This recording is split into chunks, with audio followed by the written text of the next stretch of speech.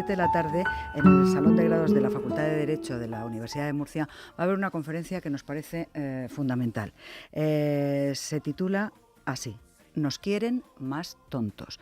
Y vamos, es un experto, es un pedagogo, un periodista, un escritor, el que la va a pronunciar. Es Eduardo Luque Guerrero. Eduardo, muy buenos días. Hola, buenos días. Y muchas gracias por estar aquí. A vosotros. Nos quieren más tontos. Eso nos parece importantísimo, porque cuanto más tontos, más fácilmente manipulables. Evidentemente. Es decir, el objetivo de algunas grandes instituciones internacionales es convertir la educación en poco menos que una cosa útil, una cosa práctica, una cosa que sirva para algo, pero no en un sentido positivo, sino en un sentido negativo, ¿no? Se decidió hace mucho tiempo que España se iba a convertir en la nación del turismo, la nación que iba a exportar sobre todo sol y playa, y para eso no necesitamos grandes intelectuales, grandes ingenieros ni grandes matemáticos. Necesitamos gente que sepan llevar una bandeja, que chapurreen algunos idiomas, y por eso precisamente las grandes instituciones internacionales decidieron que de alguna forma la educación en España iba a ser una educación para hacernos un poquito más tontos. Bueno, que cobren sueldos pequeños porque no necesitan grandes cosas para tener esa vida mediocre. Evidentemente. Es decir, los grandes ingenieros que harán grandísimas obras a través de empresas multinacionales los pondrán otros países y nosotros nos quedaremos en el ámbito del sol y de la playa, como digo, como base de la economía nacional, ¿no? Ya, pero el problema es que sí que hemos generado grandes ingenieros y grandes técnicos que curiosamente se encuentran en un país que no genera esas obras, con lo cual todos esos están saliendo fuera. El dinero lo hemos gastado los españoles para esa formación y luego nuestra gente más valiosa se va fuera. Entonces, ¿qué va a ser España?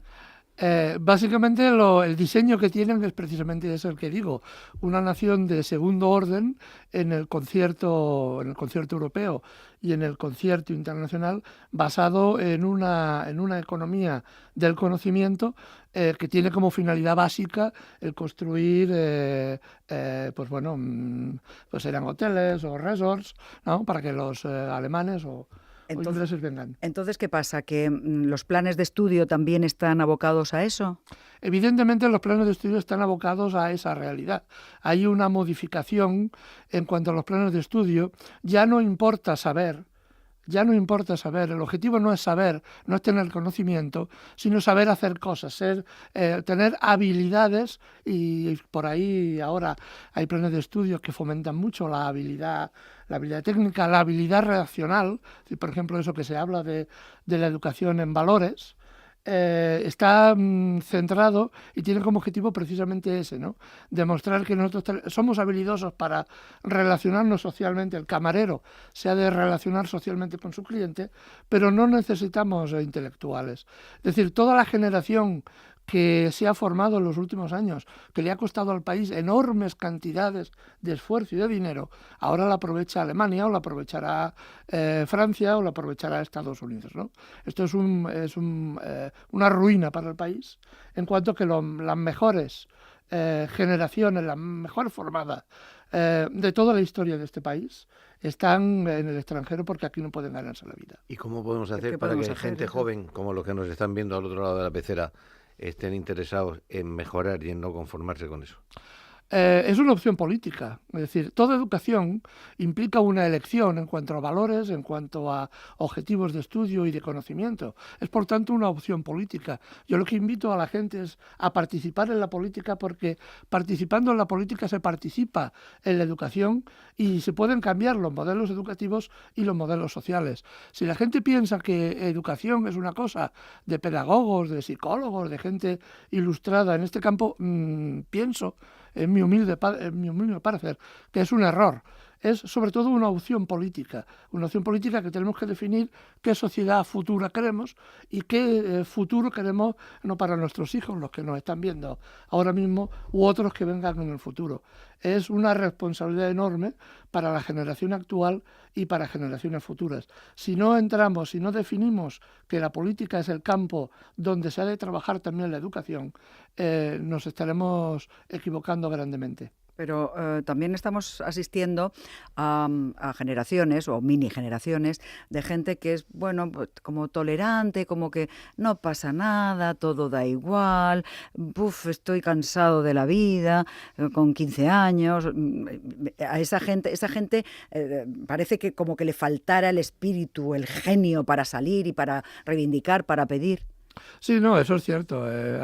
Podemos encontrar de los dos sectores, gente que está animada y con ganas de pelea en el sentido de mejorar las cosas, y gente que son los nini, que ni estudian, ni trabajan, ni tienen ánimo para las cosas.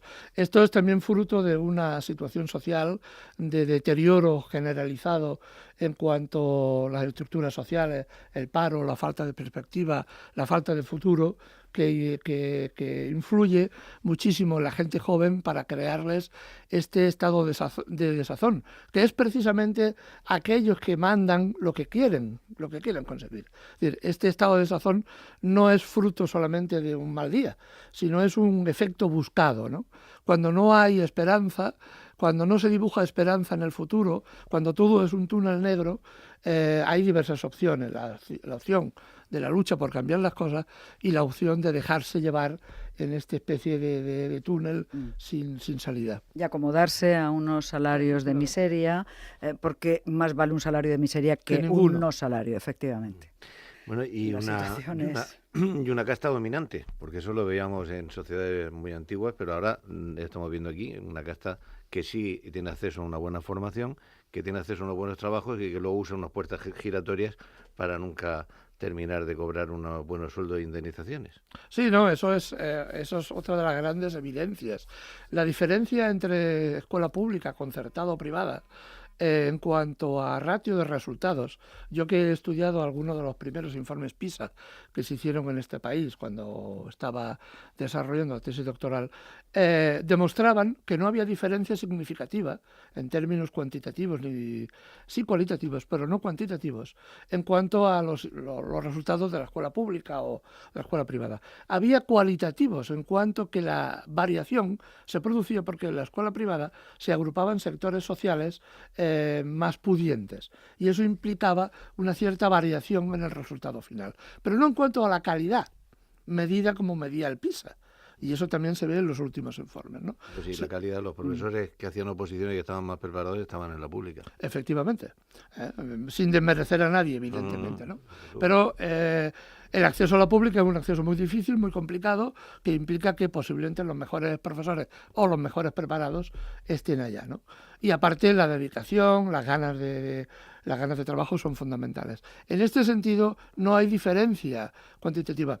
Se ha dado un caso, y aquí apunto, aunque tengamos muy poquito tiempo, ¿no?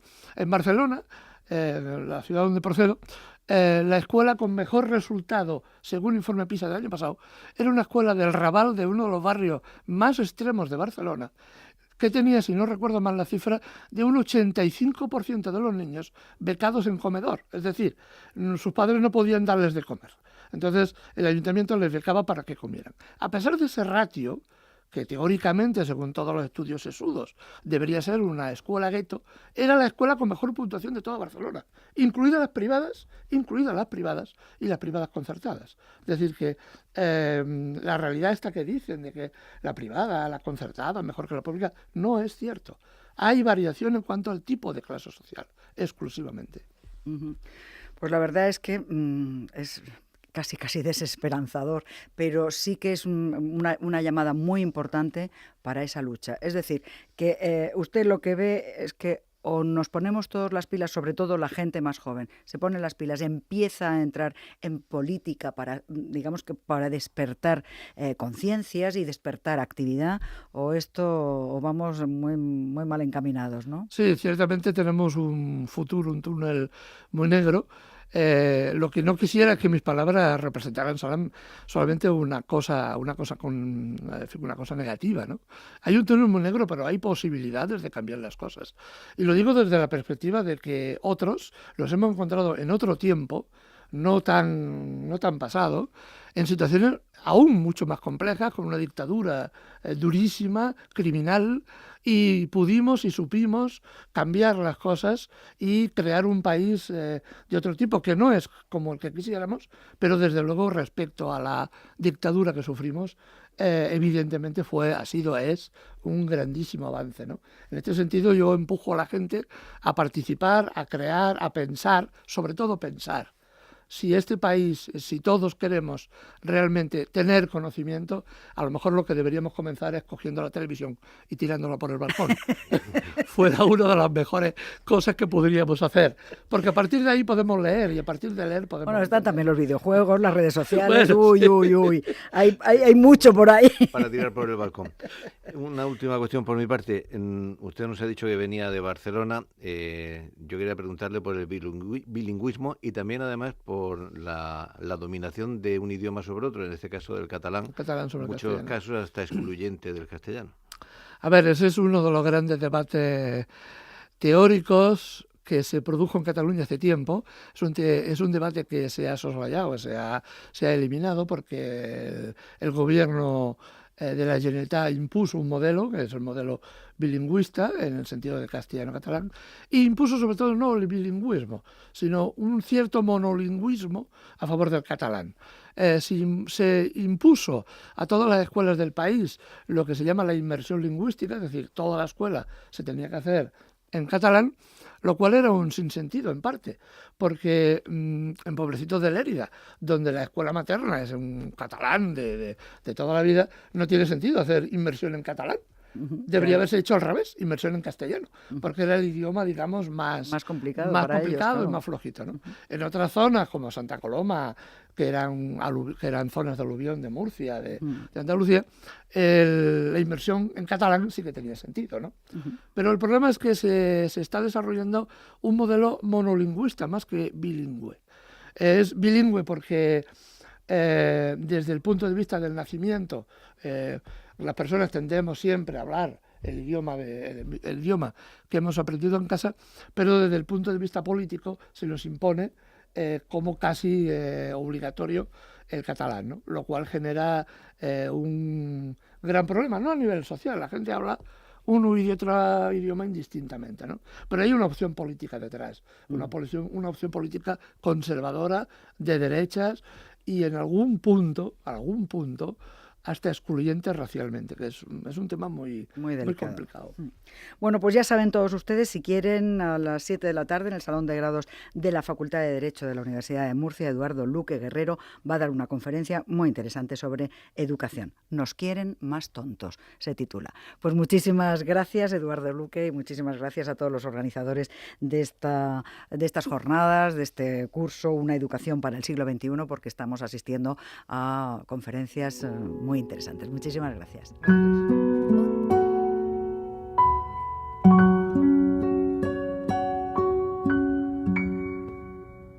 Gracias.